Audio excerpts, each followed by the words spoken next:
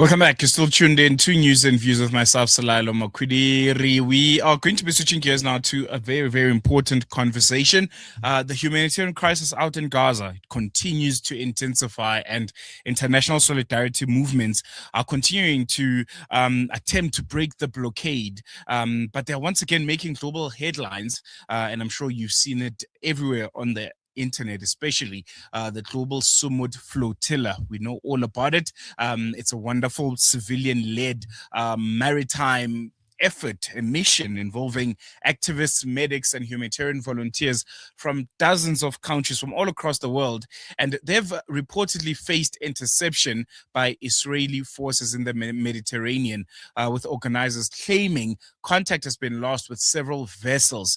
And at the same time, a land relief convoy, because there's two convoys, one on land and the other one on sea, it was traveling through North Africa toward Gaza, and it has also been reportedly been stopped in Libya. The convoy included doctors, also teachers and builders, hoping to reach Rafah with much needed humanitarian assistance. And joining us now is Wright from the Gaza Freedom Flotilla's Crisis Center. She's also a former U.S. Army colonel, an ex-American diplomat, and longtime peace activist who has been directly involved in flotilla missions challenging the blockade on Gaza. And she's going to be giving us the latest on everything and anything that we need to know regarding the flotilla, where it is right now, and what we need to know about it. And thank you so much for joining us. Welcome to News and Views.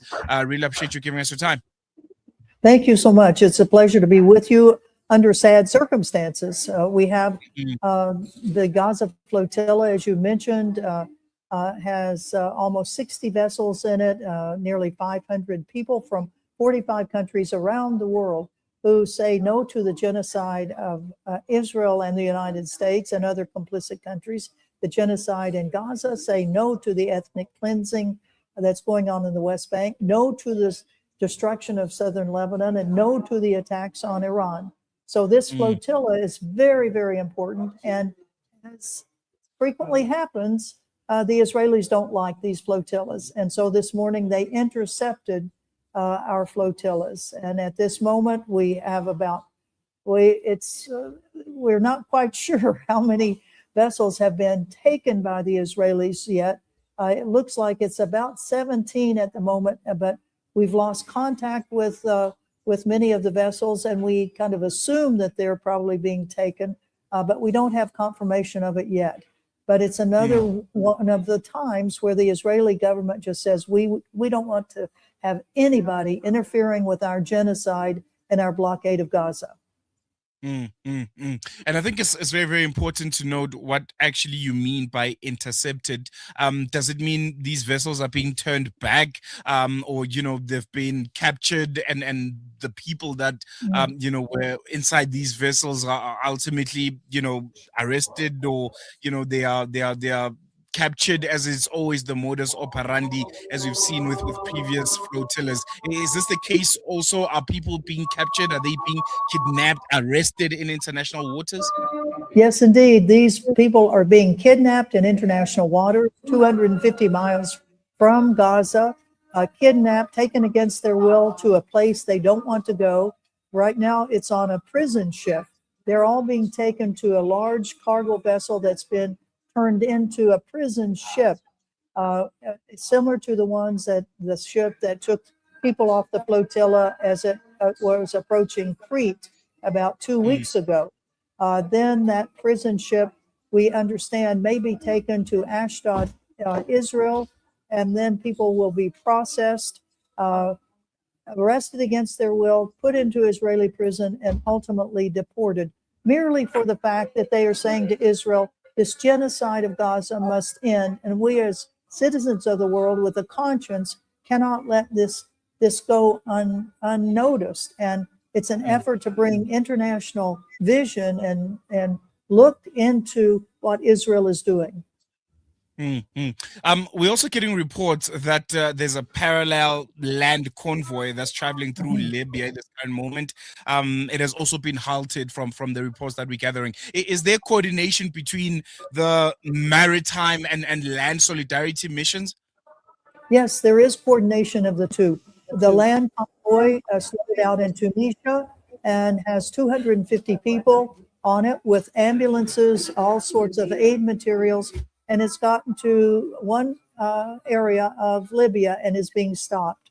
The pictures of the police and military vehicles across the road not letting that convoy go forward are heartbreaking, because it shows the complicity of neighboring countries in continuing the genocide of Gaza.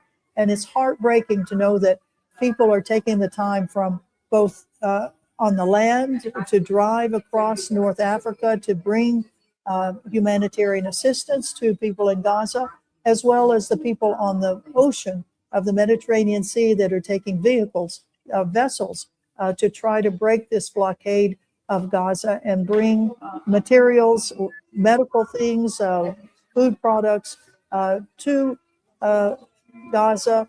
The Palestinians are so strong, so resolute, but they've been beaten up for the last 2 years, and it's important that international organizations try to get materials in there to help them survive during this brutal criminal act being committed by the state of Israel with the complicity of countries like mine, the United States. I've been, following and covering the flotilla for some time now, and there's one almost overarching critic that the critics of the flotilla always point to.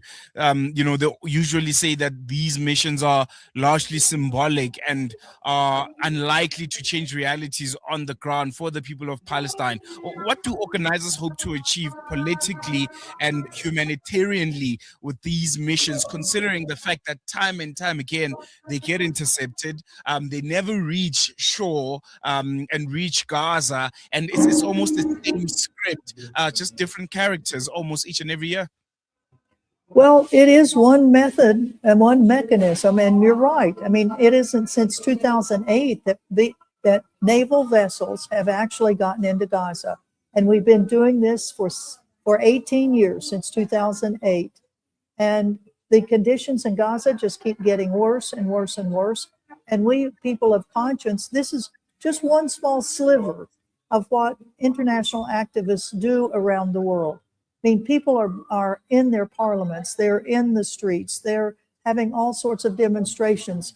The flotilla is just one aspect of this whole thing. And it's a part that we feel is very important to bring attention throughout the Mediterranean, because we don't just send a boat straight from one port straight to try to get to Gaza. We move the boats around the Mediterranean to be in solidarity with Palestine activists that are in those communities. And they use the vehicles, the vessels, as a method of community education, of fundraising. Not all the funds that are raised through the Flotilla Coalition go into the boats. There's a lot of donations that go into other organizations to continue the extremely important work of international aid organizations that try to move large amounts of material and medicines and food into Gaza, because certainly the Israelis they've put Palestinians in Gaza, they're on a starvation route. We know that people have died of starvation in Gaza. So we do what we can to bring international attention to it. And some people say, well, you're wasting your time, you're wasting your money. And that's fine. They can say that. They can contribute in many other ways, but we feel it's important to continue to press the international community, saying, why should this country of Palestine and of Gaza not have the right to have their own seafront, their right to have their own port, the right to import and export without any other country telling them what they can do? So it's for Palestinian freedom that we're doing this. And not everybody agrees, but they're welcome to do whatever it is as long as it's for the freedom of Palestine.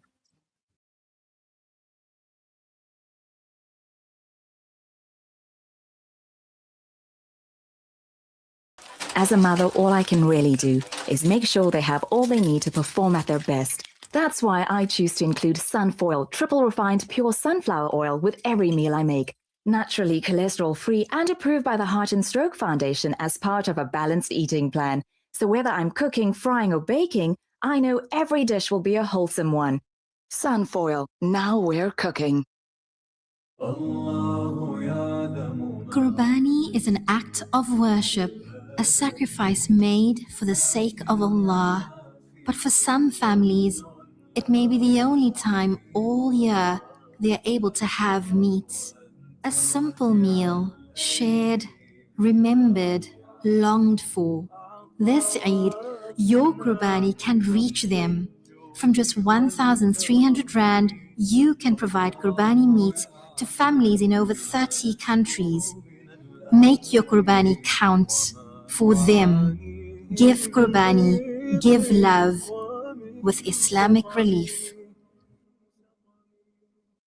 Discover the Africa of your dreams and surround yourself with her spectacular beauty. Relax beneath her serene sunsets and explore wildlife at its natural best. It's where the pride of Africa comes together. The Kwantu Private Game Reserve. Get to know the Big Five or cruise on an elephant safari game drive. Interact with lion and tiger cubs and enjoy world-class halal cuisine while we pamper you during your 5-star stay.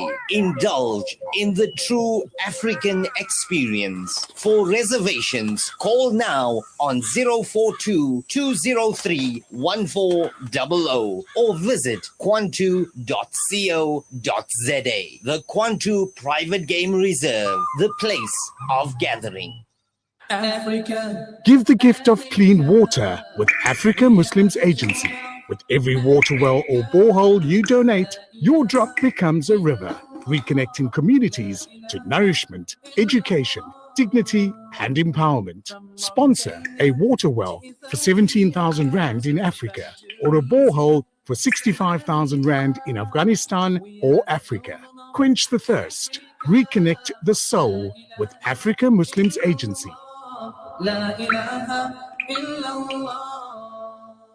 Are you banking with convenience, transparency, and flexibility? With Al Barakah Bank's transactional banking account, you can enjoy convenient everyday banking designed around your needs. Benefit from zero fees on point-of-sale transactions and manage your banking easily through Al Barakah's secure mobile banking app and internet banking platform. From everyday payments to managing your personal or business banking, Al Barakah makes banking simple, transparent, and convenient. Visit albarakah.co.za to learn more. Al Barakah, your partner bank. Al Barakah Bank Limited is an authorized financial services and credit provider. Rejuvenating media day by day.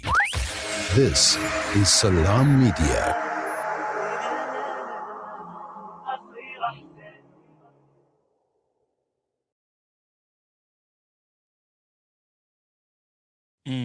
And I'm pretty sure as organizers, this is an eventuality that you're prepared for. The fact that these interceptions were going to happen at some point. What's next from here? What happens? What's the next step? As you mentioned, you have approximately 17 vessels that are now off the radar. You've lost communication with them. What's the next step to make sure that those that were inside these vessels are safe and there's constant communication with them? Yeah, well, and we are hoping that some of these vessels actually get into Gaza. That is the hope, that finally the blockade is broken. And the more vessels you have, the more possibility is that some of the vessels may get through the Israeli military blockade.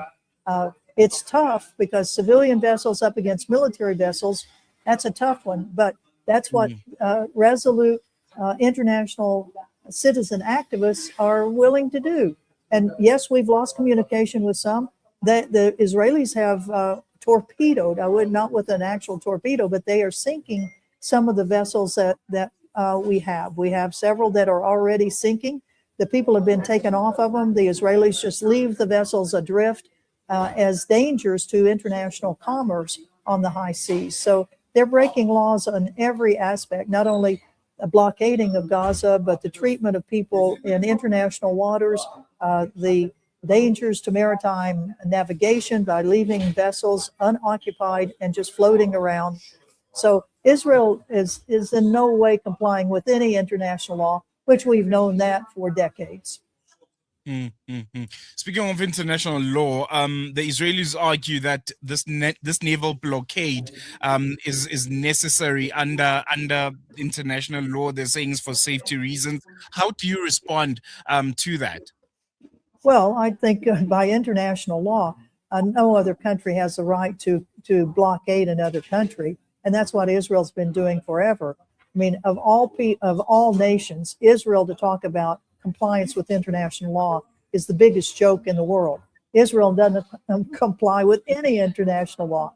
They are genociders. They are murderers. They are killers. The state of Israel does not abide by international law at all. And for them to say that they are complying with international law on the high seas is one of the biggest jokes in the world. Lastly, before I let you go, and for those that are sitting at home that are following these developments, they're watching the live stream of some of these vessels in real time being intercepted and being taken over by the IOF. What should they be doing? You know, the people at home feeling helpless, feeling like there isn't much that they can do at this point in watching this in real time. Is there anything that can be done and that they can contribute to meaningfully? Oh, yes, for sure.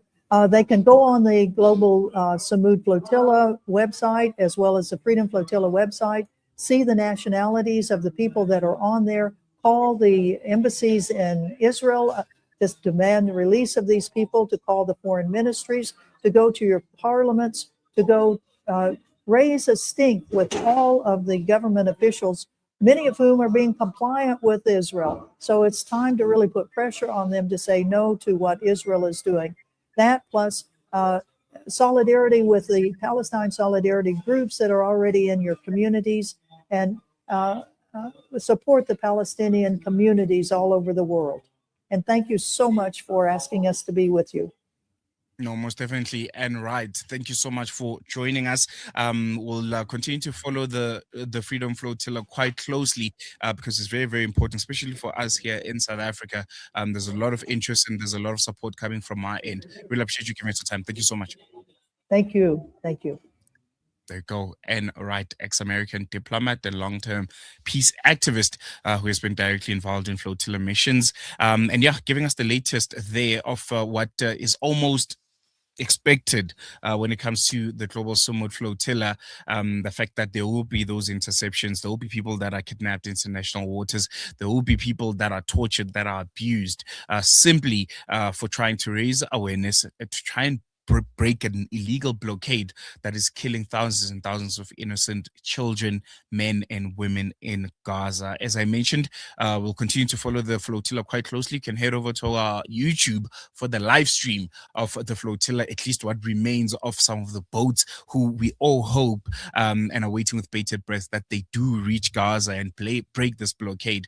You can watch the live stream of that, and you can also head over to the Global Samud Flotilla website, globalsamudflotilla.com, and you'll be able to track some of the boats and get real-time updates. Otherwise, we're going to take a quick break. We'll be back with you after this.